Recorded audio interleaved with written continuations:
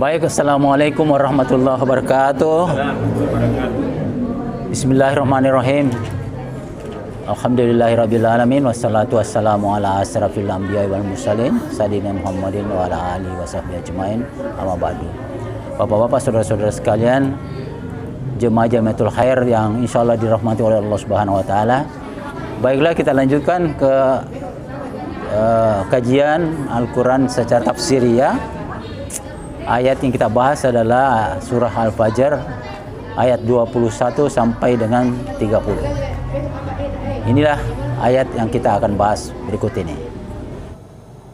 Kalla idza dukkatil ardu dakkan dakkan wa jaa rabbuka wal malaku saffan saffa وجيء يومئذ بجهنم يومئذ يتذكر الإنسان وأنى له ذكرى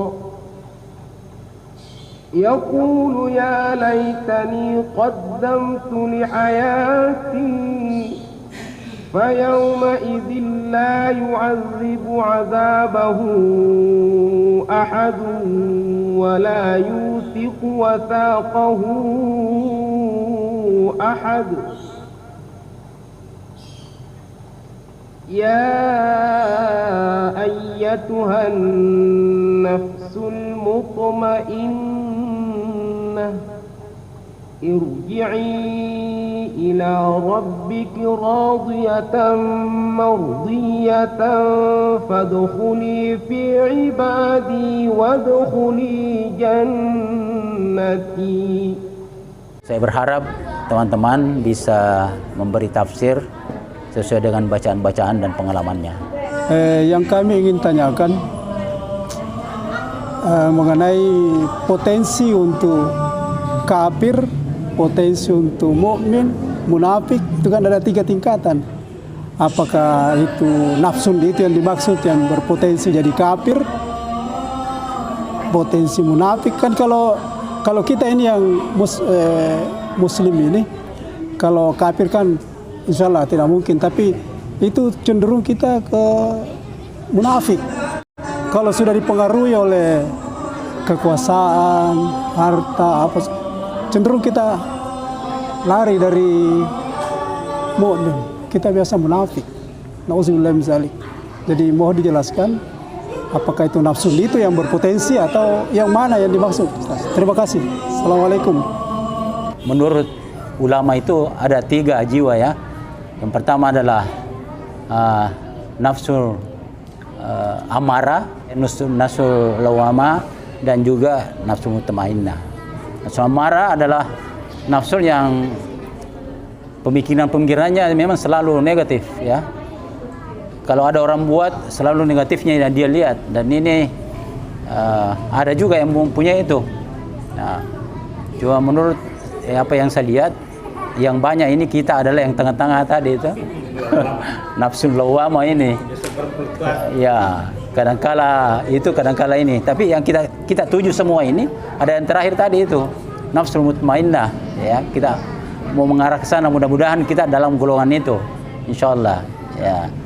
Dan memang tidak gampang, banyak sekali gangguan-gangguannya ya, sehingga diperlukan betul-betul ketekunan, sehingga ya insyaallah mudah-mudahan kita bisa masuk dalam golongan itu. Karena inilah nafsu yang dipanggil oleh Allah. Ini adalah orang pilihan ya. Ya. Sesungguhnya Allah ingin memasukkan semua hambanya dalam surga. Nah, kecuali yang tidak mau ya. Yang tidak mau. Nah, jadi orang pilihan inilah termasuk itu tadi, nafsu mutmainnah. Itulah orang pilihan. Karena dia telah benar-benar bisa melaksanakan perintah-perintah Allah Subhanahu wa taala dalam kehidupannya sehari-hari. Iya. Nafsun itu dalam bahasa Arab itu bermakna diri atau jiwa. Hanya kadang-kadang kita artikan dalam bahasa Indonesia sebagai suatu kehendak atau keinginan ya. Itu sebenarnya sifatnya. Jadi nafsun itu diri jiwa. Adapun tadi yang sebagai Pak Ismail amarah itu adalah sifatnya, tapi nafsu itu sendiri adalah jiwa. Inilah yang akan mengadakan perjalanan dari alam ke alam. Mulai dari alam arwah, kemudian alam rahim, alam syahadah, ini alam ketiga. Kemudian kita akan menuju ke alam keempat. Itu alam keempat ada alam maut, itu satu alam juga. Kemudian selanjutnya kita menuju alam penantian, alam barzah. Ini yang mengadakan perjalanan jiwa ini. Kemudian selanjutnya menuju ke alam di padang mahsyar, ya, itu alam keenam yang disebut dengan Yaumil Jum'ah, hari Jumat itu, ya, ya. Kemudian kita akan sampai pada hari terakhir yang bisa Sabtu, hari ke-7. Nah, itulah tersedia dua pilah, surga atau neraka itu. Jadi kita dalam perjalanan dari alam ke alam. Makanya ada yang istilahkan itu nafsu itu sangkelana. Ada perjalanan. Kita di dunia ini kita memakai jasad ini. Ini hanya rumahnya ini. Ya, rumahnya Samsu. Ya, suatu saat ini rumahnya tidak layak huni. Dia harus tinggalkan untuk menuju ke alam selanjutnya. Ya, alam maut itu adalah alam peralihan, ya, tapi itu disebut juga alam itu. Ada yang singkat, amadang, ya, orang khas katakan. Ada yang lama, ya, itu wallahu alam hanyalah. Tapi ada pesan guru saya, jangan kau lihat cara saya mati, karena di saat menjelang ajal itu macam-macam karakternya, ada mungkin yang menggelepar, ada, tapi jangan kau lihat itu, karena itu urusan saya dengan Tuhan kan. Tapi ingatlah apa yang saya ajarkan, jangan sampai menjelang saya mati kau lihat saya tersiksa, kau ragu dengan apa yang saya ajarkan. Jadi dia pesankan memang di saat saya menjelang maut itu urusan saya dengan Tuhan, jangan kau terpengaruh dengan cara saya mati, karena itu pun rahasia, hanya Allah yang tahu. Ada yang mungkin disiksa, ada yang mungkin sementara dikasih nikmat, tapi itu belum kesudahan. Yang kesudahannya itu adalah di alam akhirat. Jadi sekarang ini belum ada yang secara umum, belum ada yang masuk di surga dan masuk neraka, belum.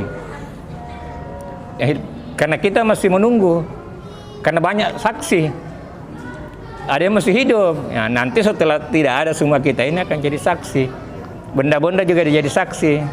Makanya kalau sujud katanya itu ada pasir-pasir, itu semua jadi saksi.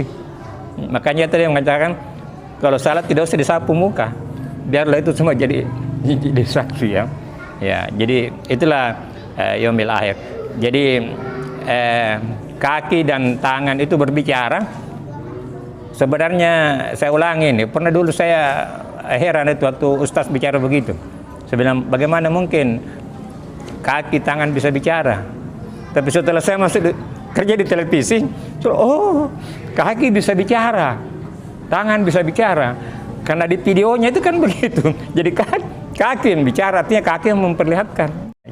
Jadi ada, sedangkan di dunia saja ada video yang canggih, apalagi yang air, apalagi videonya ini malaikat kiri kanan ini yang merekam.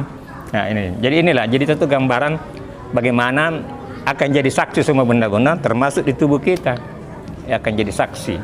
Saat itu katanya mulut tidak bicara, karena fakta yang berbicara, ya, fakta itu artinya rekaman-rekaman kita.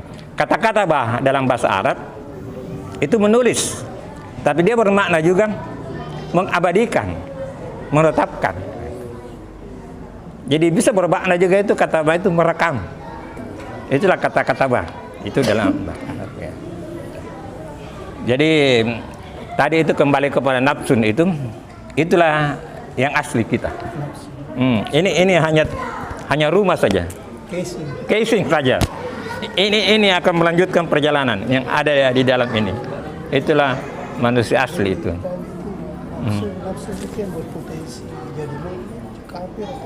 Ya, dia berpotensi menjadi kafir atau menjadi beriman karena pengaruh, ya, faktor-faktor, atau munafik karena faktor-faktor lingkungan. Kita lahir itu fitrah semua, kita lahir itu suci, tetapi dalam kehidupan kita itulah banyak pengaruh-pengaruh yang membuat kita jadi ingkar. Makanya itu banyak mu'alaf yang mengaku bahwa saya kembali ke Islam. Ya, saya kembali ke Islam. Itu banyak mu'alaf itu mengatakan saya kembali ke Islam karena fitrahnya memang kita beriman lahir itu. Hanya dalam kehidupan kita ini terpengaruh kita, ya. Makanya ini selalu ada tazkirah untuk mengingatkan kita selalu. Ya. Saya kira itu Pak Malik. Terima kasih.